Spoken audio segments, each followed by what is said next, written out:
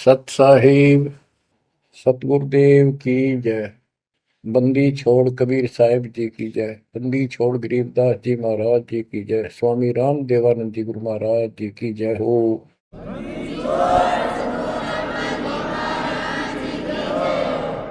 सर्व संतों की जय, सर्व भक्तों की जय, धर्मी पुरुषों की जय। श्री काशी धाम की जय, श्री सुडानी धाम की जय, श्री क्रोथा धाम की जय, श्री बरवाड़ा धाम की जय। सत साहिब। आज का विशेष संदेश संत रामपाल जी महाराज के उन सत्संग प्रवचनों का अंश है जो उन्होंने आज से 28 साल पहले यानी कि 1997 में हरियाणा के जिंद जिले में फरमाए थे। 1997 में हुए समागम से लिए गए सत्संग है, क्योंकि जो ज्ञान 1997 में संत रामपाल जी महाराज भक्त समाज को दे रहे थे, आज हमारे सभी पवित्र शास्त्र भी प्रमाणित कर रहे हैं। गीता, वेद, पुराण, बाइबल, कुरान, गुरु ग्रंथ साहिब आदि। इन सदग्रंथों को संत रामपाल जी महाराज ने सन 2000 में हरियाणा के रोहतक जिले में स्थित सतलोक आश्रम बनने के बाद जांचा था। इससे पहले संत रामपाल जी महाराज आदरणीय संत गरीबदास जी महाराज द्वारा रचित अमर ग्रंथ साहिब से सत्संग प्रवचन करते थे। इससे यह सिद्ध होता है कि जिस सूक्ष्म वेद का ज्ञान कबीर साहिब जी ने संत गरीबदास जी महाराज के माध्यम से बुलवाया था, वह ज्ञान सभी पवित्र शास्त्रों से मेल खाता है। आज जब भक्त समाज ने पवित्र शास्त्रों को देखा तो उन्होंने पाया कि 28 साल पहले संत रामपाल जी महाराज ने जो ज्ञान बताया था वह हमारे पवित्र शास्त्रों में ज्यों का त्यों मिल रहा है।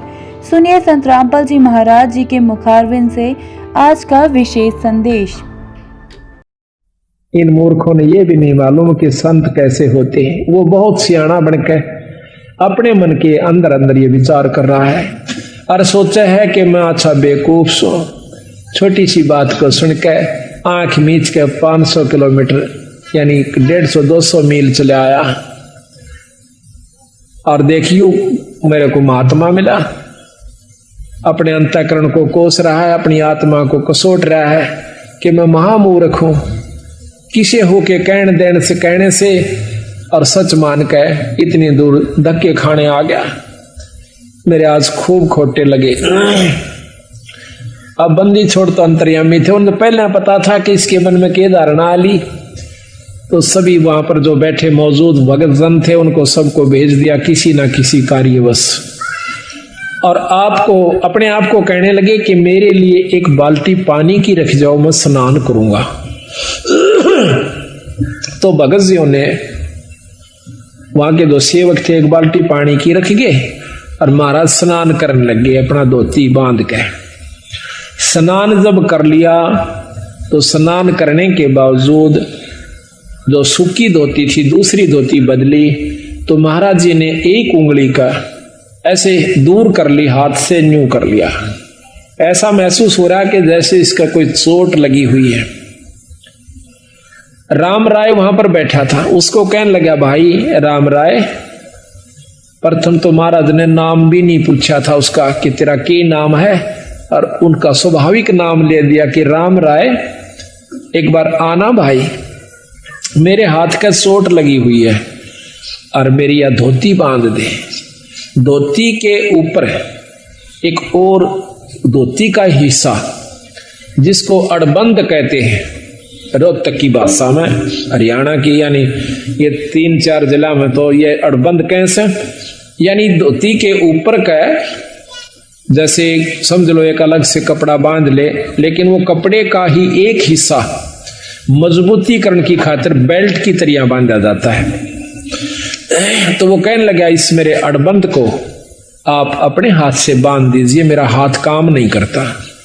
अब वो उठ करके और धोती का ऐसे कपड़ा बांध रहा है, तो वह धोती महाराज के शरीर के अंदर से निकलकर और उस धोती के हिस्से का गांठ लग जाती है।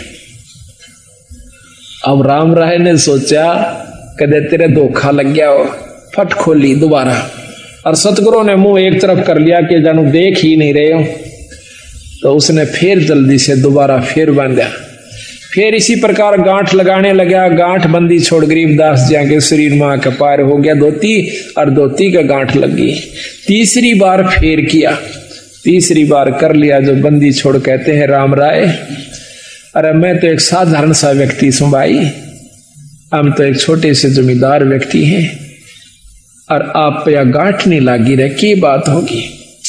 अब राम राय एकदम सहम जाता है, अको तेरे की, ये तो पूर्ण परमात्मा है, ये तो सिद्ध पुरुष है, चरणों में गिर जाते हैं।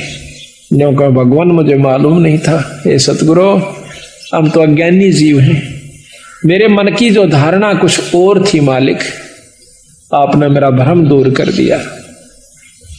सतगुरु महाराज कहने लगे भाई, एक ना भूला दो ना भूली, या भूली सब संसारी। ये सब संसार के उलझेड़ा से तेरा कसूर नहीं भाई।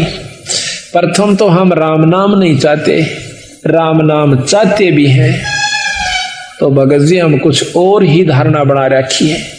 संत का होना कोई वेशभूषा से नहीं होता राम राय, संत कोई लाल कपड़े पहन लेने तो नहीं हो जाता, गढ़ में माला डालन मात्र से राम परमात्मा का की उपलब्धि उसको नहीं हो जाती, ना ही धोने पर बैठने से भगवान प्राप्ति होती है।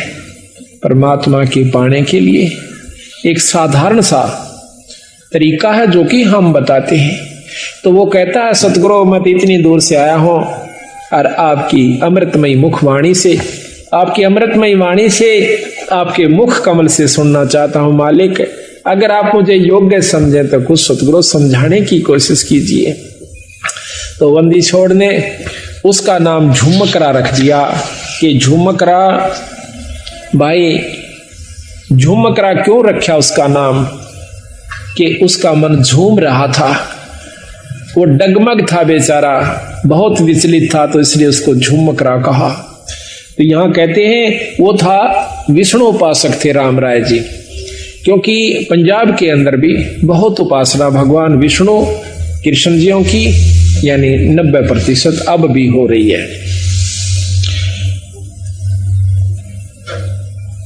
तो यहां बताते हैं कि ले राम राय मैं तुझे समझाता हूं परमात्मा के बारे में। अथ झुमक रे पृष्ठ नंबर 670 सतगुरु गरीबदास महाराज की वाणी के ग्रंथ साहिब का पृष्ठ नंबर 670। नाभ कमल में बैठिए रे झुमकरा, चल बंक नाल के घाट सुनो रे झुमकरा। अब शरीर के अंदर प्रवेश करके उसकी सूरत को अपनी शक्ति से सतगुरु महाराज कहते हैं कि नाभ कमल में बैठिए रे झुमकरा, चल बंक नाल के घाट सुनो राई झुमकरा।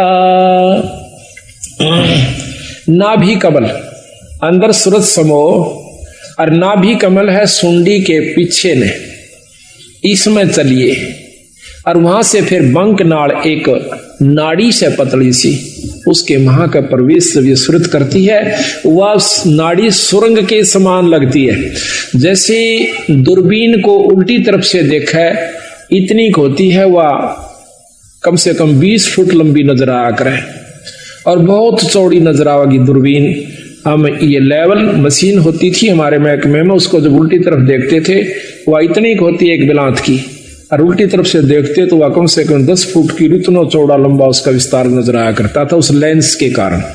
इसी प्रकार जब ये आत्मा ये जीव उस बंक नाड़ में प्रवेश करता है तो फिर ऊपर को यानी इन हड्डी के बिल्कुल साथ साथ अंदर की तरफ रीढ़ की हड्डी जिसको मेरुदंड भी कहते हैं, इसको कड़का बांस भी कहे से, इसके साथ साथ से अंदर की तरफ चलती है। उसमें काफी बंक है, ऐसे नो मोड़ के कभी यूं भी घूम जाती है मेरुदंड के साथ से, कभी सीधी चल रही है, कभी नो मुड़ जाती है, कभी यूं घूम रही है, इसको बंक नाल कहते हैं। ये कई प्रकार की हैं, इस हर एक शरीर की न्यारी न्यारी बंक नाल है। सूक्ष्म शरीर भी है, स्थूल शरीर की न्यारी है, सूक्ष्म शरीर की बंक नाल अलग है, कारण की अलग है, और फिर इस बंक नाल के पार जीव ने जाना हो से। नाभि कमल में बैठिए रे झुमकरा, चल बंक नाल के घाट सुनो राई झुमकरा। इला पिंगला फेरिए रे झुमकरा, उतरो ओगट घाट सुनो राई झुमकरा। इला, इला नाड़ी है बाई और पिंगला है दाई। इला पिंगला फेरिए, एक प्राणायाम करना पड़ता है जिसमें पहले इला से सांस लीजिए, फिर पिंगला में छोड़ दीजिए, फिर उल्टा ही पिंगला से वापस लीजिए, वापस फिर इला से छोड़ दीजिए। एक प्राणायाम हो गया। इसको ज्यादा करने से वो सुषुम्ना का यानी तीसरी जो नाड़ी है, जहां से जैसे ये सांस गया फिर दूसरा वापस है, इनके बीच में एक और सुराख है, यानी ये नाक दोनों तरफ से जैसे अपना यहां पर बंद है, ये आगे जाकर के थोड़ा सा अंदर में घुस जाता है। अंदर में घुस के इसके अंदर आर पार स्थान है, जैसे को पशु का नकेल गाल दे नाक फोड़ के और उसमें सुराख, ऐसे इसमें बीच में सुराख है एक बहुत बारीक, और उस सुराख में फिर एक और सुराख है जो ऊपर न चढ़ता है, वो सुषुम्ना द्वार है। तो वहां कहते हैं सुषुम्न स्वरत लगाइए राय झुमकरा, वो खोलो बजर कपाट सुनो राय झुमकरा। अंदर जो वस्तु है वो वहां से शुरू होगी, वो अंदर बजर कपाट से, और वो सतगुरु के नाम की कृपा से खुल सकते हैं। योगी लोग अपनी साधना से खोलते हैं, बहुत वर्ष बीत जाते हैं, और नाम की कृपा से सतगुरु की रजा से इस नाम का इतना प्रभाव होता है, अंतःकरण साफ होकर ये रोम रोम करनाने लग जाएगा। आत्मा समय समय पर रह रहकर ईश्वर को रोना शुरू कर देगी, तो समझो आपका सब कुछ खुल गया, सुषुम्ना भी खुल गई, ब्रह्मरंध्र भी खुला हुआ है। तो जब तक प्रेम जीव में नहीं आता तब तक मुक्ति का अधिकारी नहीं होता। जब सत्संग सुनकर उसकी आंखों में तो पानी नहीं पड़ रहा है, या सुमरण करते हुए अंतःकरण में उसमें ठेस नहीं लग रही है, तो भक्ति प्रवेश नहीं हो पाई है। कोशिश कीजिए और ज्यादा। नाम सुमरण आप कर रहे हो तो सुमरण अपने जगह जमा हो चुका है, आपका हो रहा है, लेकिन अभी कमजोरी फिर होगी। उसका एक और तरीका, फिर सेवा कीजिए। आप सेवा करके देखियो किसी धाम पर अपने बंदी छोड़ के पर अपनी सत्संग में हाथ से सेवा करके देखना, और हो सके तो बर्तन तक साफ कीजिए, हो सके तो जूते तक भी साफ कीजिए, फिर देखना आपका सब कुछ खुल जाएगा। पर ये काम नहीं हो, ये होगा जो बात बनेगी। हम एक बार दिल्ली गए हुए थे, अभी 5-6 महीने हुए, फोटोओं के सिलसिले में एक गुरुद्वारे में चले गए। हमने ये चंवर लेना था। उस गुरुद्वारे जब हम जाते हैं तो हमारे जूते निकलवाए कि जूते निकाल दो जी। जूते निकाल करके टोकन दे दिया, और एक ने जूते लिए हाथ में। प्रथम तो उसने साफ किए, माथे से लगाए, फिर दूसरे को दे दिए कि वहां रख दिए, फिर उसने अपने रुमाल से जो लाया हुआ था साथ उससे साफ किए। रुमाल को भी मत्थे से लगा और हमारे जूतों को भी मत्थे से लगा करके, और एक खोखा सा बना हुआ था जूतों का अलग से, उसमें धर दिया। अब क्रिया तो वो कर रहे थे और शरीर में गुदगुदी मेरे हो रही थी कि बंदी छोड़े। ऐसा भाव जब हो जावे तो फिर बाकी कुछ नहीं रहता, और सही नाम मिल जावे। तो इतना ये सब व्यवस्था बनाने के लिए इस सत्संग की आवश्यकता पड़ती है, ऐसे समागमों की आवश्यकता पड़ती है। अभी तक हमने क्या देखा है कि हम कभी सत्संग में जाते नहीं, जाते हैं तो सिर्फ एक मुश्किल से अपना फॉर्मेलिटी सी करके चले आते हैं। लाभ तो उसका भी है, ऐसा नहीं है, लेकिन वही बात आओ भाई, जितना गुड़ गिरेगा उतना मीठा होगा।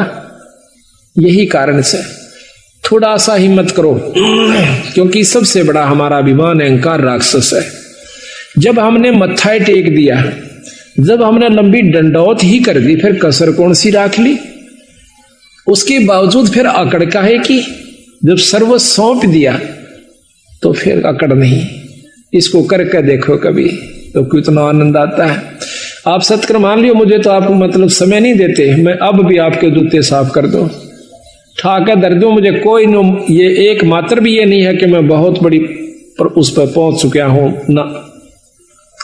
ये जीव जब तक इस सृष्टि में है वो कुछ भी नहीं है। यहां से निकल ले जब जानिए, तो हमारे अंदर ये बात कभी भी घर नहीं कर दी कि मैं संत हो रहा हूं और मेरे सैकड़ों हजारों शिष्य हो गए, मैं बहुत बड़ा बन गया। कुछ भी नहीं हो, जीव का जीव हो। अगर ये यहां से छुटकारा नहीं हुआ, अगर आखिर में भी पैर उलझ गया तो भी ज्यों का त्यों है, चक्कर फिर लंबा चौड़ा से। महाराज की कहते हैं कबीर, मन के मते ना चालिए, इस मन का के विश्वास, और साधु जब लग डर कर जब लग पिंजड़ सांस। जब तक तेरे शरीर में सांस है ना, तब तक विरा रहना सावधान है। अरे बड़े बड़े बिगड़ गए, ऐसे ऐसे ऋषियों का प्रमाण मिलता है। पाराशर जैसे, श्रृंगी ऋषि जैसे, जो सारा दिन में एक बार वृक्ष की छाल का जीभ लगाया करती थी और उससे उनकी भोजन तृप्ति हो जाया करती थी। ऐसी साधना उन्होंने एक खेचरी मुद्रा से कर ली जाती है। अब कबीर गरीबदास जी ने हमें बताया कि देख भाइयों के रोला से एक खेचरी मुद्रा होती है, उसको जीभ अपनी उठाकर और वापस लगाई जाती है तालू के ऊपर। इसका अभ्यास कर लीजिए आप लगातार, आपके शरीर में एक अमृत श्रवण हो जाएगा, अमृत टपकना शुरू हो जाएगा। इस तालू के ऊपर या जीभ से ऊपर लटके से ना, इसके ऊपर एक अमृत सरोवर है, उसमें अमृत है हमारे शरीर में, पानी सा है। और जब इसको हम ऐसे जीभ को वापस मोड़ कर और उसको लगा लेते हैं, तो वो अमृत हमारे शरीर में प्रवेश करना शुरू करे। उसमें एक सुराख सा बारीक सा, इतना बारीक है कि बाल हो से ना, बाल से भी कम है वो सुराख। और जब हम वापस जीभ मोड़ते हैं तो वो वहां से थोड़ा सा, उसके ऊपर एक पत्ता रखा हुआ है, बहुत मामूली सा, यानी सुराख वो होगा तो उसका ढक्कन कितना होगा ये भी हिसाब ला लो। तो वो थोड़ा सा, उसका भी चौथा हिस्सा खिसकता है। उस बाल से भी कमजोर स्थान पर दूरबीन भी मुश्किल से देख पाओ सुराख को, और फिर उसके ऊपर से वो थोड़ा सा खिसक जाता है ऐसा करने से, ये अभ्यास से, तो उसमें से वो थोड़ा सा अमृत आ जाता है, तो भूख प्यास खत्म हो जाती है। तो वो सारा दिन में एक बार कहते हैं ऐसे जीभ लगाया करता था। तो उसको जीभ लगाया करता था, तो एक राजा ने उसको, उसने सोचा कि तेरे को बहुत बड़ी उपलब्धि होगी है। वो अयोध्या के एक थोड़ी सी बनी होती है, जो गांव से बाहर, शहर से बाहर थोड़ा सा जंगल होता है, उसमें बैठ गया आकर। अब देखा, एक ने देखा, दो ने देखा, चार ने देखा, गांव में शहर में सुरसराट मच गया कि एक महान संत आया हुआ है, सारा दिन समाधि में रहता है, एक बार जुबान लगाव से वृक्ष के और कुछ नहीं खाता। आसपास के दर्शन करने की खातिर टोल के टोल जान लग गए, औरतें भी, बहन भी, बाई भी सब दर्शन कर कहां पर वो आंख कौन खोला है, न्यों बैठा रहा। बहुत सुंदर शरीर, नौजवान। कहते हैं राजा दशरथ की लड़की कांता, शांता नाम था उसका। राजा दशरथ के शांता होने के बाद कोई पुत्र प्राप्ति नहीं हुई। कौशल्या से उत्पन्न हुई थी, बड़ी लड़की औरत से, कैकेयी से, कौशल्या से। तो उसके बाद कोई संतान नहीं हुई। तो कौशल्या जवान हो, शांता जवान होगी थी, वह भी देखने जाया करती थी ऋषि ने। तो उसने क्या किया, राजा की लड़की थी, और तो डर रही थी, पर राजा की लड़की थी, उसने क्या किया, शहद लेगी साथ में। जहां पर भी उस ऋषि ने ऐसे जुबान लगाई, उसने देख लिया, वहां पर थोड़ा सा शहद लगा दिया पहले से। जब ऋषि ने अगले दिन उस पर जुबान लगाई, फिर शांत हुआ। अगले दिन फिर लगा दी, फिर शांत हुआ। तीसरे दिन उसने आंखें खोल ली, सामने शांता बैठी है। तो वो भोजन भी साथ बना के ले जाया करती कि जिस दिन आंख खोले महाराज को मैं भोजन कराऊंगी। भोजन करा दिया। कहने का तात्पर्य यह है कि आखिर में श्रृंगी ऋषि और शांता का विवाह हो जाता है। राजा दशरथ विवाह से मना करता है कि मैं ब्राह्मण के घर में क्षत्रिय को नहीं, क्षत्रिय की लड़की का शादी नहीं कर सकता। शांता उनके साथ चली जाती है, रामचंद्र जी की बहन। तो महाराज कहते हैं श्रृंगी ऋषि से वन में मोहे, यानी इस मन का कोई भरोसा नहीं। सतगुरु महाराज कहते हैं सावधान रहने में फायदा है। तो साधु जब तक डर कर है, जब लग पिंजर श्वास, जब तक अपने आखिरी शरीर में भी को थोड़ा बहुत भी रह रहा है, तब तक बच के रहने में फायदा से। ना जानिए कब और के को मत पैदा कर दे, वह मन खुद काल है। तो यहां बताते हैं कि वो खेचरी मुद्रा करने से उसमें ये शक्ति आ जाती है शरीर में, तो परमात्मा प्राप्ति नहीं है उससे। हम उसी को ये मान लेते हैं कि इसको बहुत लाभ हुआ, ये बहुत बड़े संत है। अब देखिएगा इस कुत्ते ने एक बार इसको रेन लाइए भगत जी, एक टूक घेर दे और इसकी ये फिल्म लेना भगत जी, इस कुतिया की।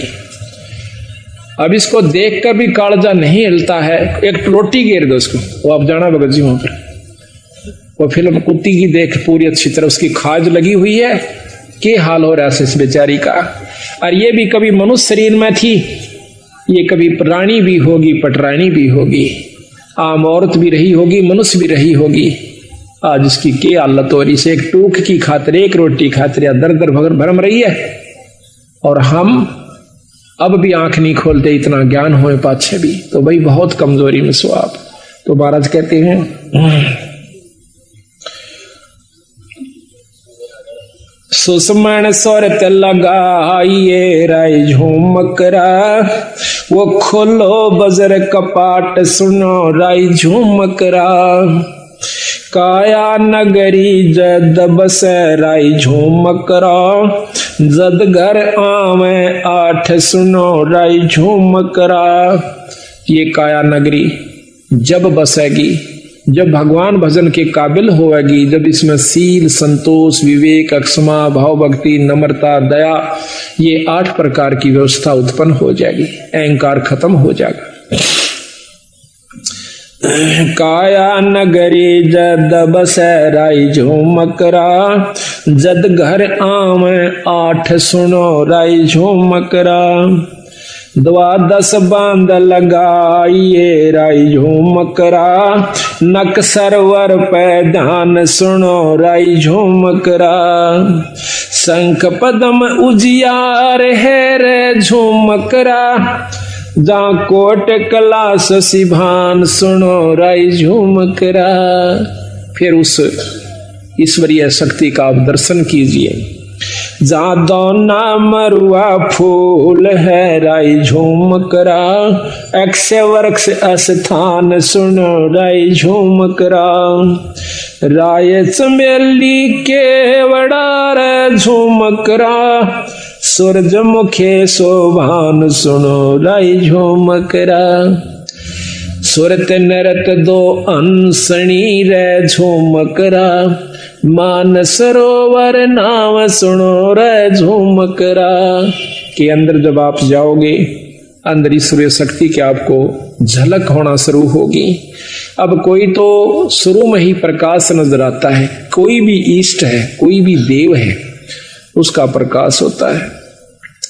योगी जन या साधक जन, भगत जन, एक बार थोड़ी सी ऊपर झलक हो जाती है किसी प्रकाश की, किसी इष्ट की, तो वो सोच लेता है कि मैंने बहुत कुछ प्राप्ति होगी। तो कहते नहीं, अभी तो बहुत ऊपर जाना है। जैसे 0 के बल्लभ का भी प्रकाश होता है और 60 के बल्लभ का भी प्रकाश होता है, 100 का भी, मरकरी का भी, 1000 वाट के का भी, पर उसमें अंतर होता है।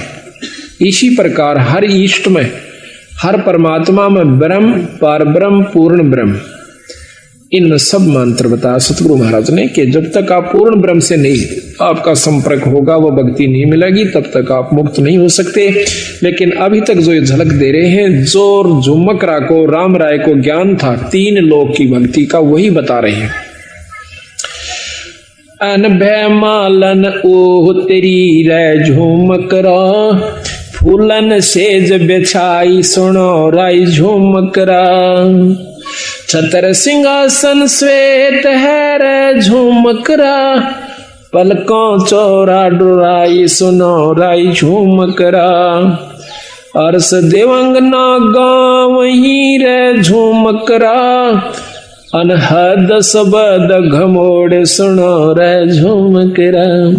बिन पग का जा पंथ है रे झूम करा, मकर तार की डोर सुनो राय झूम करा। और कहूँ कुछ और है रे झूम करा, बिन देही का देव सुनो रे झूम करा। स्वर्ग रसातल में बसे रे झूम करा, जाके कर ले सेव सुनो राय झूम करा। तीन चरण चंता हमणी राय झूम करा, गर्दन गरीब मरोर सुनो राय झूम करा। इस प्रकार सतगुरु महाराज उनको बता रहे हैं कि भाई इस प्रकार आप अंतःकरण में जा अपने अंदर में शरीर में प्रवेश कीजिए, फिर उस ईश्वर का ईश्वरीय शक्ति का आप लाभ लीजिए। अगर जब तक आप ये लाभ नहीं पाओगे तब तक ऊपर की बातें तय पूर्ण लाभ प्राप्ति नहीं होगा। केवल पाठ मात्र से भी लाभ नहीं है, केवल आपको दाम पर जाने से भी लाभ नहीं होगा, केवल सत्संग मात्र कराते रहने से ही लाभ नहीं होगा जब तक आप अपने अंतःकरण में झांक कर नहीं देखोगे। लेकिन इन सारा के बिना ये काम नहीं हो सकता। ये कार्य सारे जरूरी हैं। खेत को पहले संवारा जावा से, उसको संवार करके फिर बीज बोया जाता है। बीज बोने के बाद भी उसकी बहुत संभाल करनी पड़ती है, जब जाकर के हम उसकी पूरी परिपक्व फसल ले सकते हैं।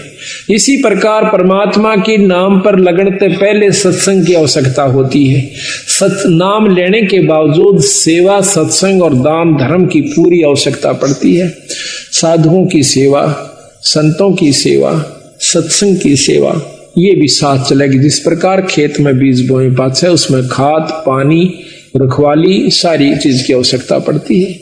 ठीक इसी प्रकार नाम ले लेने मात्र से कोई न सोचे कि ईब में अपने आराम से घर बैठ कर ही भक्ति कर सकती हूँ घर बैठ करके। पर आज के युग में इतना सुलभ नहीं है कि आप घर बैठ करके ही इन बुराइयों से बचे रह सकते हो। ये तो बार बार जैसे कितना ही सुथरा मकान हो और सारे के चिप्स ला रखी हो, उसको आप बंद कर दीजिए। एक हफ्ते के बाद खोलिए, उस पर दो सूत उस पर धूल जमी मिलेगी। जबकि खूब बंद कर दिए खिड़कियों को, दरवाजों को, फिर भी उसके ऊपर डस्ट यानी धूल जमी पाओगी। मेज पर देखना कपड़ा मार के एक हफ्ते के बाद। इसी प्रकार अगर आप सत्संग में नहीं आओगे तो आपके अंतःकरण में इतना मैल जमा हो जाएगा और एक समय ऐसा होगा कि आपको सुमरण और सत्संग कड़वा लगने लग जाएगा। आज आपने प्यारा लगे पर उस समय ये आपको सुहावा नहीं गा। कई बार आप सत्संग पाठ करना चाहते हो, नित्यनेम नहीं कर पाते। कई बार नाम पर लगाना चलते हो, मन को मन नहीं लगता, कहीं और उलझेड़े मुड़ जाता है। कोशिश करने से भी नहीं लगता, उस दिन आनंद नहीं आता आपको। कारण क्या है कि आपके अंतःकरण में कोई मैल आ गया, किसी कारण से भी, किसी की द्वेषता का, किसी प्रिय मित्र की और कोई अप्रिय घटना का कोई भी विक्षेप आ चुका है, जिसके कारण आपको वो प्रिय वस्तु आज फिर अप्रिय होगी। तो इसी प्रकार सत्संग में आने से जानकारी होती है कि ये कोई काऊ का है नहीं, झूठा संगी साथ या कोई किसी का नहीं। कबीरा चिंता तो सतनाम की और ना चिंता दास, और जय कोई चिंता नाम बिना वह काल की फांस। ये काल की पास है। काल इसको फंसा के रखने की खातिर उसके मन में सो विक्षेप क्रोध अहंकार या कोई चिंता फिक्र बनाए रखे कि कहीं ये भक्ति भाव में ना लग जाए। तो उस दिन और ज्यादा भक्ति करे, परमात्मा का नाम लेवे, कोई किताब धार्मिक पढ़ लेवे, अपने गुरु से मिलन की कोशिश करे, संत से मिलन की कोशिश करे, आसपास कोई सत्संग हो तो उसमें जाने की कोशिश करे, ताकि आपके मन का जो अंतःकरण के अंदर जो विकार आया हुआ है वो ठीक हो जाए। घर में नहीं ठीक हो सकता, या तो सुमरण अधिक करे, ना चाहते हुए भी करे उस सुमरण को, उस दिन फिर आप ठीक हो जाओगे। इसी प्रकार सत्संग की आवश्यकता पड़ती है। तो ये बहुत लंबा प्रकरण कबीर साहब ने दिया है, गरीबदास जी ने दिया है उनके बारे में, जो मकरा को बताया है। इन्होंने ऊपर बताया कि इससे ऊपर एक और शक्ति है भाई, वो क्या है? ब्रह्मा विष्णु में से, क्योंकि वो खुद भी विष्णु उपासक थे राम राय जी। सकल भेद तो से कहूँ रे झुमकरा, सुनियो शब्द संदेश सुनो रा झुमकरा। अब ये योगियों का मार्ग तेरे बस का को ना भाई राम राय, ये ना तो आप ऐसा साधन अपना सकते, ना इतना समय आपको मिल सकता। अब बताता हूं सही भेद। एक शब्द संदेश, गुरु से उपदेश लिए पूरे संत है, नाम वो भी हो जो वही हो जो कि प्रमाणित है। फिर वो गुरु के पास वो सार नाम हो, और सार नाम के बाद आपको शब्द प्राप्ति करवावे। सार नाम के बाद शब्द का नंबरा होगा। तो जब तक शब्द प्राप्ति नहीं होती तो भी आप पूर्ण मुक्ति के अधिकारी नहीं हो पाओगे। तो इतना गजब काम है। तो महाराज कहते हैं सकल भेद तो से कहूँ रे झुमकरा, तुम सुनियो संत संदेश शब्द संदेश सुनो राय झुमकरा। इन नैना दिखलाइए रे झुमकरा, कैसा है वो देश सुनो राय झुमकरा।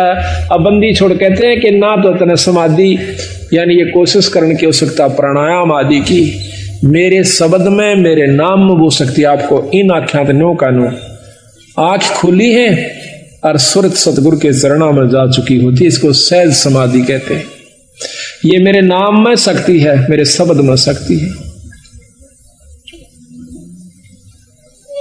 सकल भेद तो से कहूँ राय झुमकरा, सुनियो शब्द संदेश सुनो राय झुमकरा। इन नैना दिखलाइए रे झुमकरा, कैसा है वो देश सुनो राय झुमकरा। पल नीचे पल ऊह परे रे झुमकरा, तामद नरक निहार सुनो राय झुमकरा। अजर नजर आवे नहीं रे झुमकरा, खिले अदर अदार सुनो राय झुमकरा। दरने बामे आंगणे रे झुमकरा, सुरगर सातल बहन सुनो रे झुमकरा। तेरे कुटी छाजे बैठ कर झुमकरा, वो देखो राम रतन सुनो राय झुमकरा। तिरकुटी छाजे, उस तिरकुटी का अंदर पहुंच के और फिर उस राम रतन को देखो, ईश्वरीय शक्ति को देखो। सन का दिकनार दरट रे झुमकरा, ये रट ब्रह्मा विष्णु महेश सुनो रे झुमकरा। अब अपने उसको बताते हैं सतपुरुष को कि जिसको ब्रह्मा विष्णु महेश भी जिसका नाम जपते हैं, उस शक्ति को उससे संपर्क बना भाई। सहस फुना मुख गावई रे झुमकरा, ये ध्यान धरत है शेष सुनो रे झुमकरा। नैन रख रे झुमकरा, ये बगल बिदा को देख सुनो रे झुमकरा। नैनो ही में नैन रख रहे झुमकरा, नैनों में अपने सुरत के नैन को अंदर जो अंतःकरण के नैन से मिला। दास गरीब अतोल है रे झुमकरा, अवगत पुरुष अलेख सुनो राय झुमकरा। वो पूर्ण ब्रह्म परमात्मा सतपुरुष सतलोक के अंदर है और उससे आप संपर्क करो। ऊपर क्या क्या चीज बताई महाराज ने कि सतलोक में क्या है। अदर सरोवर अदर हंस रे झुमकरा, अदर नदी परवाह सुनो रे झुमकरा।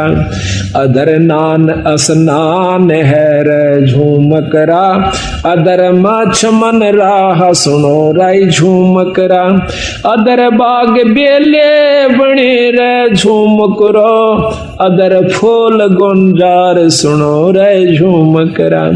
अदर समाधि लाइए रे झुमकरा, अदर देख दीदार सुनो। और ऊपर समाधि लाइए फिर आपको क्या क्या चीज दिखाई देंगी। अधर राग रंग होते है रे झूमकरा, अधर रास बिलास सुनो राई झूमकरा, अधर सरा साहेब धनी रे झूमकरा, अधर चौर खैवास सुनो रे झूमकरा, अधर नगर अवगत बस रे झूमकरा, अधर वृक्ष विस्तार सुनो रे झूमकरा, अधर सुराही फिरत है रे झूमकरा, अधर होवे जोनार सुनो रे झूमकरा, अधर पाक प्याले फिरे रे झूमकरा, अधर बसे मतवार सुनो रे झूमकरा, अधर बीज भूमि अधर रे झूमकरा, अधर तमाम जुहार सुनो रे झूमकरा, अधर गलीचे बेच रहे रे झूमकरा, अधर मुजरा हो सुनो रे झूमकरा, दास गरीब अधर बसो रे झूमकरा, अधर सुरत पेरो सुनो रे झूमकरा। कहते हैं उस परमात्मा को ध्यान से देखिए और ऊपर सुरत पिरो जैसे सुई में धागा पोया करें, कितनी सावधानी से उसको करना पड़ता है। तो इस प्रकार सुरत को महाराज कहते हैं ऊपर पिरो।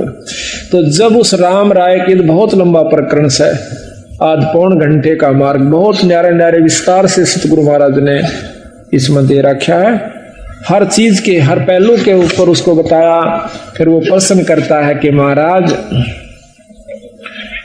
कि हमने तो ब्रह्मा विष्णु महेश इन्हीं शक्तियों की जानकारी थी, लेकिन महाराज आपने तो बहुत कुछ बताया है, इसके बारे में हमें ज्ञान नहीं। तो क्या कहते हैं, भाई पूरब देश हमारे है रे झूमकरा, कोई न जाने भेव सुनो राय झूमकरा, गगन मंडल में रहत है रे झूमकरा, बिन देही का देव सुनो रे झूमकरा, अनहद जंग बजावहीं रे झूमकरा, है जंदा जगदीश सुनो रे झूमकरा, सिर पर सायब सत्य है रे झूमकरा, आया बिस्वे बीस सुनो रे झूमकरा। इस प्रकार महाराज ने बताया है कि वो परमात्मा सतपुरुष उस सतलोक में रहता है जिसके पढ़ने से जीव की, जिसको पाने से जीव की पूर्ण मुक्ति होती है। फिर उसने पूछा है राम राय ने कि महाराज भगवान विष्णु और भगवान शंकर, ब्रह्मा जी, माता जी, ये भी परम शक्तियां हैं। उन्होंने बताया कि हाँ शक्तियां हैं, पर भाई ये तीन लोक की परम शक्तियां हैं, ये तीन लोक के मालिक हैं, तीन लोक के अंदर ये पूर्ण समर्थ है। पर तीन लोक की जो व्यवस्था है इस ब्रह्मांड की वो सुन लीजिए। अपने किए हुए कर्म का जीव भोग भोगता ही रहेगा, जन्म मरण भी होता रहेगा, आपकी मुक्ति नहीं हो सकती। तो राम राय कह नहीं महाराज, मुक्ति तो चौथी मुक्ति, चार मुक्ति हो जाती है। तो चारों मुक्तियों का वर्णन करते हुए बंदी छोड़ कहते हैं कि चौथी मुक्ति के योगी जन कहां जाते हैं? परम चौथी मुक्ति है, वो ब्रह्मलोक में चले जाते हैं। और आप पढ़ के देखिए, इसमें शक्ति पुराण में साफ लिखा हुआ है। और सुख सागर है एक बहुत अच्छे संत के द्वारा रचित, उसने लिखा है कि जो योगी जन बहुत अच्छी समाधिस्थ होकर के और बहुत अच्छी साधना कर लेते हैं वो ब्रह्मलीन हो जाते हैं। ब्रह्मलीन कैसे होते हैं? ब्रह्मलोक को चले जाते हैं, जो निरंजन का लोक है, जिसको महास्वर्ग कहते हैं। उसमें अपनी की हुई कमाई को खाए के कोई 10 लाख वर्ष, कोई कई युगों तक, और चौथी युग मुक्ति ऐसे होती है जब तक ये महाप्रलय नहीं होती तब वो स्वर्ग में रहेगी वो जीवात्मा। और जब उसकी चौथी मुक्ति खत्म हो जाएगी वो फिर जीव रूप के अंदर इस मृत मंडल में ऐसे ही चक्र काटेगा जिस प्रकार आज हम काट रहे हैं। तो राम राय कहने लगे महाराज इसका कोई समाधान नहीं है कि ये जीव मुक्त हो जाए। अक है भाई, पर वह कड़वी दवाई है, तुम ले नहीं सकते। है आसान पर कड़वी दवाई है। कड़वी क्यों महाराज? कड़वी न्यू है कि तुम जिस रंग में रंग चुके हो इससे ऊपर नहीं उठ सकते। हम इन शक्तियों का आदर करते हैं, हम इन शक्तियों का यथोचित आपको लाभ व स्थान बता रहे हैं और वही आपके शास्त्र बता रहे हैं। और फिर हम यहां से कति छुटकारा आपको दिवा करके और अपने लोक में ले जाएंगे, सतलोक में। वो कहा महाराज सतलोक, वो सचखंड सुनासी। हाँ सचखंड, वो कौन सा है? कि वही विष्णु लोक सचखंड है। हाँ वो भी सचखंड है, विष्णु लोक भी सचखंड है, वो सतलोक है। लेकिन असली देखो, राजधानी तो चंडीगढ़ भी है और राजधानी दिल्ली भी है।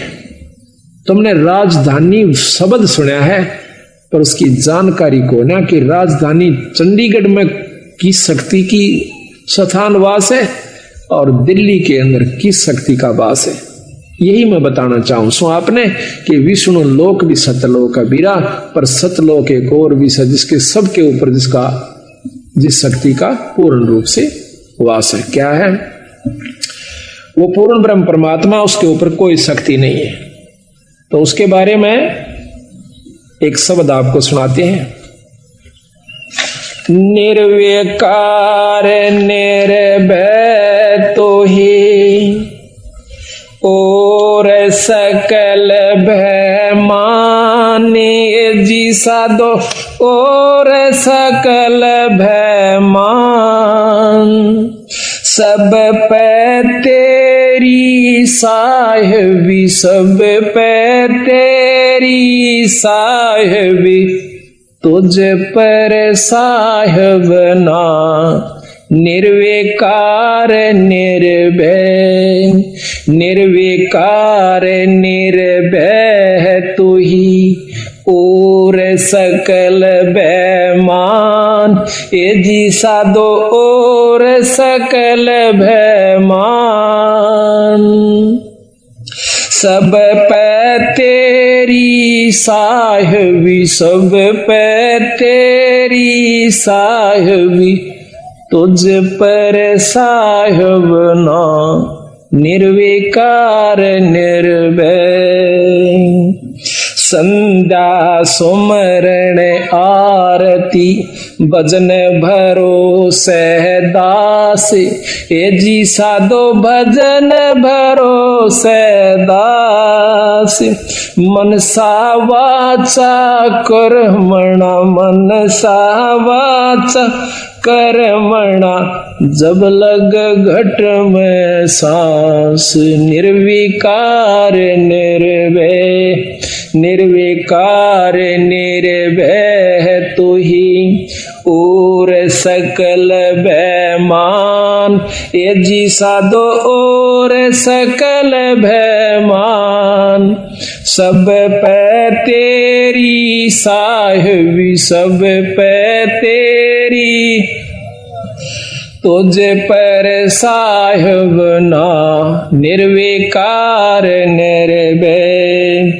सांस सांस में नाम जपो व्यर्था सांस मत खो ए जी साधो व्यर्था सांस मत खो बेरा ना इस सांस का बेरा ना इस सांस का आवण ओक न हो निर्विकार निर्भय निर्विकार निर्भय तू ही और सकल भयमान ए जी साधो और सकल भयमान सब पे तेरी साहिबी सब पे तेरी साहिबी तुझ पर साहिब ना निर्विकार निर्भय सांसों के करो सुमरणी करो अजाप का जाप ए जी साधो जपो अजपा जाप, परम तत्व का ध्यान धरो, तुम परम तत्व का ध्यान धरो, वो सो हम आपो आप, निर्विकार निर्भय, निर्विकार निर्भय तू ही और सकल भयमान, ए जी साधो और सकल भयमान, सब पे तेरी साहिबी, सब पे तेरी साहिबी, पर तुझ पर साहिब ना, निर्विकार निर्भय। सो हम पोया पवन में बांधा मेरे सुमेर, हे जी साधो बांधा मेरे सुमेर, बरम गांठ हृदय परमत, बरम गांठ हृदय धरो, ब्रह्म गांठ हृदय धरो, इस विद्यमाला फिर निर्विकार निर्भय, माला है निज सांस की फेरेंगे निज दाश, ए जी साधो फेरेंगे निज दास, 84 भर में नहीं, 84 भर में नहीं, कटे कर्म की फांस, निर्विकार निर्भय, निर्विकार निर्भय तू ही और सकल भयमान, ए जी साधो और सकल भयमान, सब पर तेरी साहिबी, सब पर तेरी साहिबी, पर तुझ पर साहिब ना, निर्विकार निर्भय। अंसा सतगुरु मोहे निवाजियो, दीजो अंबर बोधे, ए जी साधो दीजो अंबर बोधे, शीतल शब्द कबीर का, शीतल शब्द कबीर का, यू हंसा करे केलोल, निर्विकार निर्भय। अंसा मत डरियो हो काल से, अब बंदी छोड़ कहते हैं, अंसा मत डरियो हो काल से, करो मेरी प्रतीत, ये जी साधो करो मेरी प्रतीत, अमर लोक पहुँचाहियो, अमर लोक पहुँचाहियो, सलेह स्वभव जल जीत, निर्विकार निर्भय, निर्विकार निर्भय तू ही और सकल भयमान, ए जी साधो और सकल भयमान, सब पे तेरी साहिबी, सब पे तेरी साहिबी, तुझ पर साहिब ना, निर्विकार निर्भय।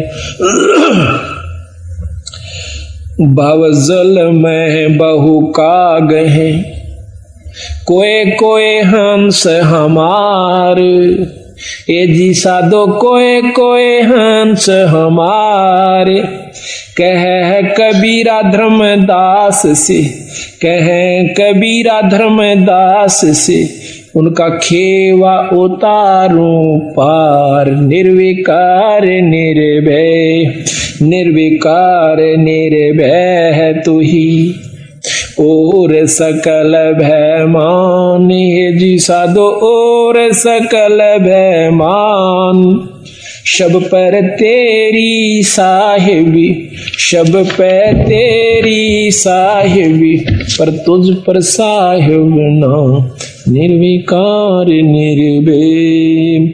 अविनाशी की आरती गावे सत कबीर, ए जी साधो गावे सत कबीर, कह कबीर सुर नर मुनि, कह कबीर सुर नर मुनि, कोई न लागे तीर, निर्विकार निर्भय, निर्विकार निर्भय तू ही और सकल भयमान, ए जी साधो और सकल भयमान।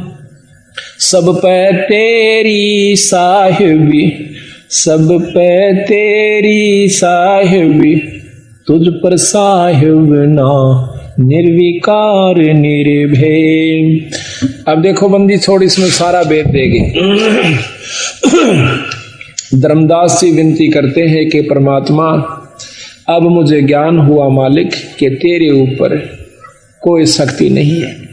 पहले वो राम कृष्ण के उपासक थे और वृंदावन के अंदर गए हुए थे। उसका एक बहुत बड़ा विवरण है, उसको हम कल लेवेंगे, बहुत ढंग से आपको समझाएंगे किस प्रकार उन्होंने भ्रम को तोड़ा और फिर कितनी लगन उस पूर्ण ब्रह्म लागी जब उसकी मुक्ति हुई। धर्मदास को बता, धर्मदास तेरे असंख्यों जन्म हो लिए भाई, ईबताएं तो मुक्ति तेरी को न ली से, और बेरना कितने बार तो सिद्ध पुरुष भी रह लिया, पर भाई जब तक हमारी शरण में आ जाएगा नहीं आएगा तब तक तुम पार नहीं हो सकते। अब इसमें साफ बता गए कि सांस सांस में नाम जपो और व्यर्था सांस मत खो, और ना जाने इस सांस का तेरा आमन हो कि ना हो। सांस का सुमरण है, सांस के सुमरण को देने वाला शायद ही कोई एकाध संत आपको मिलेगा। फिर सुमरण वो देता किस नाम का है, उस नाम से उपलब्धि क्या होती है, ये भी न्यारा वर्ण दे रखा है। फिर सार नाम की आवश्यकता पड़ती है, फिर सार शब्द उससे प्राप्ति करवाई जाएगी जब उस जीव का छुटकारा होगा यहाँ से। अरे हम माड़ी सी बात को लेकर के और अपने मन में नो सोच लेते हैं कि बहुत भक्ति कर ली, बतेरी बार सत्संग में जा चुके हैं, अब ज्यादा की आवश्यकता नहीं है, अपनी घर में भक्ति कर लेंगे। घर में जरूर करो पर सत्संग को मत चूको। साल में 6 महीने में 2 महीने में जब भी आपको मिल जाए तो अवश्य सत्संग में आइए और पूर्ण लाभ आपको प्राप्ति होगी। तो इसी प्रकार जब हमने पूर्ण ज्ञान होता है तब इस बात में की जानकारी होती है। थोड़ा सा भ्रम विदूषण का अंग आपको सुनाएंगे सतगुरु का। चाबी थोड़ा सा पहले ये लेते हैं, करियो भाई, हॉर्न रखना का।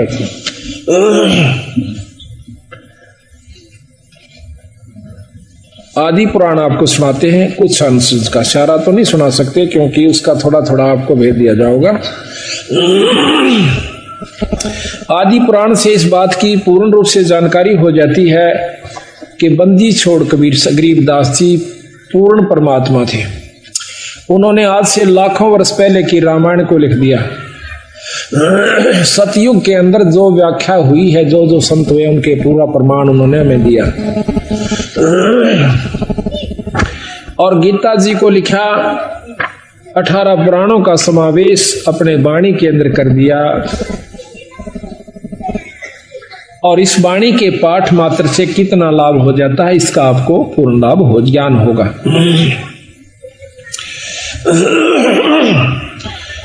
बंदी छोड़ महाराज ने भगवान शिव जी की बहुत महत्व गाया हुआ है। अब महत्व गाने का तात्पर्य यह है कि जितना शंकर भगवान हमें लाभ दे सकते हैं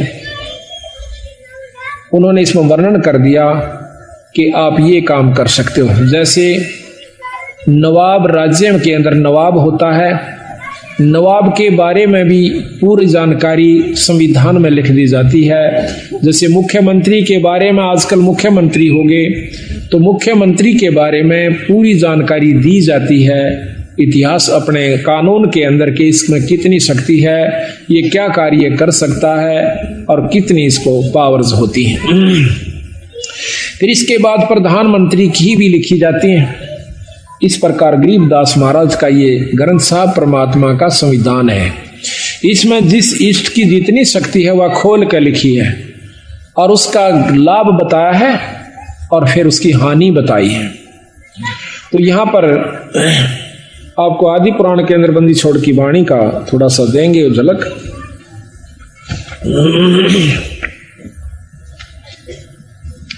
अब थोड़ा सा रामायण का झलक आपको सतगुरु की वाणी के अंदर। रामचंद्र और लक्ष्मण आए, भरत शत्रुघ्न पृथ्वी पर धाये। जाके नाम से लातर जाई, जाकी नारे हरी रे भाई। कि जिनके नाम से पत्थर तिर गया और उसकी पत्नी को उठा लिया गया। जा जिनके नाम से लाते जाई, जाकी नार हरी रे भाई। जाके हनुमान अधिकारी, पवन पुत्र बलवंत बहुबारी। जाके अंगद और सुग्रीमा, साज चढ़े दल बादल खीमा। जाके जामवंत बलवंता, रिच और बंदर चढ़े अनंता। जाके नल और नील संगाती, सरवर बांध लिए बहु हाथी।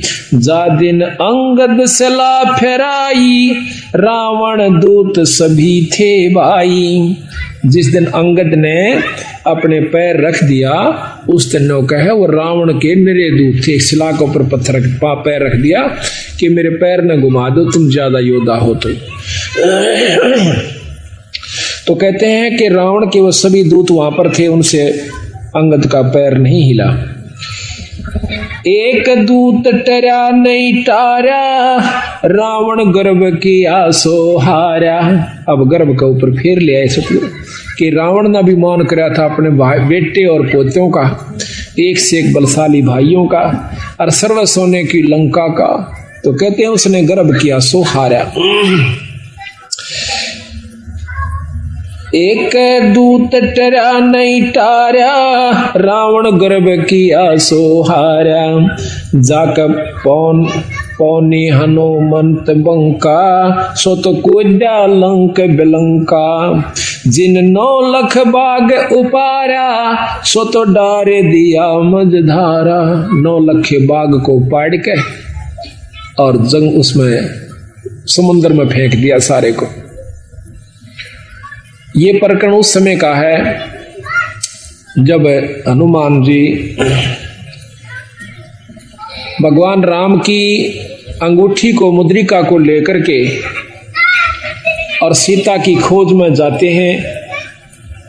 तो वहां पर उन्होंने सुराख मिला कि रावण उठा ले गया है शायद, तो उसके अंदर कूद जाते हैं, समुद्र पार कर जाते हैं हनुमान जी। तो सीता एक वृक्ष का नीचे बहुत मायूस हुई बैठी थी। अब वो जाकर देखा कि माता तो यहां पर बैठी हुई है। उसने ऊपर से उसी वृक्ष पर छोटा सा रूप बनाकर हनुमान जी बैठ जाते हैं, ऊपर से मुद्रिका डाल देते हैं सीता माता की गोदी में, झोली में। एकदम उस मुद्रिका को देखकर सीता सहम जाती है कि पहले तो दुख पाड़ से भारा था और ये दुख और भारी हो गया। ऊपर देखे एक बंदर बैठा हुआ। अब एकदम भयभीत हो जाती है, घबरा जाती है कि आज पाड़ का दुख का पाड़ टूट चुका है कि इस बंदर ने मेरे पति को खा लिया है। और यह अंगूठी इसका हाथ लागी, इसको लिए फिर था, आज इसने मेरी झोली में घेर दी या मेरे ऊपर पड़ गई। हे विधाता, ये तेरा कैसा लेख है। यूं कह के पूछती है कि हे बंदर, तो ये अंगूठी लाया कहां से, एक बार जल्दी सी बता। अंतःकरण की बात को जान के हनुमान जी नीचे आ जाता है। ने बोला, माँ मैं भगवान राम का दूत हनुमान हूं और मैं आपकी खोज के लिए आया हूं, चिंता ना करें। हमें मालूम नहीं था कि किसने आपको उठाया है, आज हमें जानकारी होगी है और ईब में जाकर भगवान को बताऊंगा, आपको छुटवा ले जाएंगे। तो वो कहने लगा, माँ मैंने भूख लगी है, अगबाई नो करिए, कोई नीचे पड़ा हो ना कोई फल है उसने खा लिए, भाई तोड़ कर मत खाइए। देख मेरा कोई गुजारा नहीं से और ना मेरी यहाँ पर कुछ बूझ है, ना मैं तेरे अनपान करवा सकती भाई, मैं तो यहाँ मजबूर बैठी सी। तो जब उसने देखा कि देखो राक्षस ने हमारी माँ का क्या हाल कर रखा है, एकदम हनुमान जी का शरण उठी, कहते हैं सारे फल तोड़ गिरे, बगा दिए तोड़ तोड़ कर, खाए इतने खाए बाकी फेंक दिए। कहते हैं रावण के जो बाग के रखवाले थे वो आकर हनुमान जी को मारने लगे, बांदर समझ के जुनसे का पूछ मारा, वो 3 चक्कर काटर गोली होले। सारे भाग भाग के रावण के पास आते हैं, वहां से फिर एक लंबा विस्तार से उसको भेज देते हैं। अंगद उसके रावण का पुत्र था जो मेघनाथ था, उससे फिर उस पर उसके फांस में आ जाते हैं, सिर्फ अपनी लीला दिखाने की खातिर। फिर उसको रावण के दरबार में ले जाते हैं, वहां भी काफी लंबा प्रकरण है। आखिर में वहां भी उनको सब काबू नहीं आते हैं, उनकी पूंछ का जो है आग लगा दी जाती है, सारी लंका आपको जला करके, और फिर आखिर में कूद कर और फिर माँ सीता के पास आते हैं अपनी पूंछ बुझाकर। वानो बोली रे तने के चाड़ा कर दिया हनुमान, मेरा तो पहले 2 पान जगह नहीं थी। अरे भाई मन ते जीण नहीं देंगे, आइयो सो मत आइयो, इतने तो मन खत्म कर देंगे। अक नहीं माँ, इनमें इतनी हिम्मत नहीं है कि आपको कुछ कह दे, आप चिंता मत करो, मैं ईब आया। अरे यो गया और बहुत जल्दी आ रहे हम। तो वहां पर जब हनुमान जी वापस आते हैं तो रामचंद्र जी एक तरफ ले जाते हैं एकांत में हनुमान जी को। हनुमान जी ने कहा महाराज सीता माँ का पता लग गया, एक तरफ ले जाते हैं।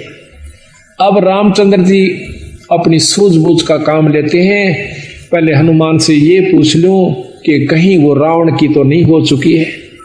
अगर वो रावण की हो चुकी है फिर हम नहीं छुटवाएंगे, फिर क्यों खाम खा दुनिया के लाल मरवाए, क्यों फौज खत्म करी।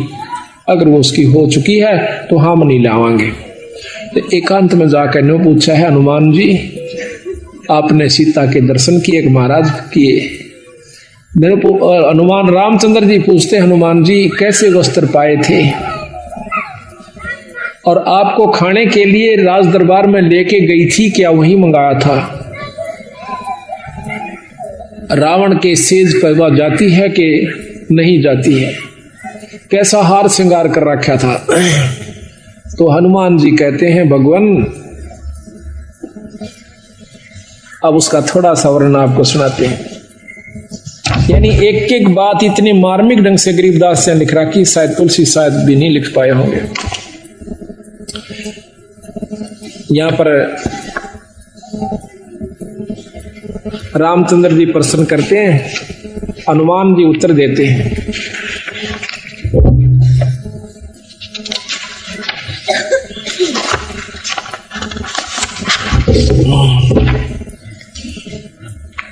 अब रामचंद्र जी कहते हैं अरे बंसर क्या खबरा लाए, अरे बंसर क्या खबरा कपिलाए, कौ सीता की बात बता सब, तने क्या क्या भोजन पाए। रामचंद्र जी पूछे हैं कि बताओ आपने क्या क्या भोजन खाया। यानी सीआईडी रूप से पूछते हैं कि इसके मुंह तक कुछ तो बात निकलेगी, कहाँ जी मुड़ गया था। अरे बंसर क्या खबरा कपिलाए, कौ सीता की बात बता सब, वे क्या क्या भोजन पाए। कैसी प्रीत करी तुम सेती, व्यंजन कहाँ जमाए, कहाँ जमाए, के खुआया तेरे ताई। और कहो हनुमंत संत जन मेरे, तुम भूखे रहे ढाए। कैसा बदन विनोद सती का, बूझ तो हूं मन लाए। देखियो मैं सत बाबू जो कह दे तो और कि मैं कह दे।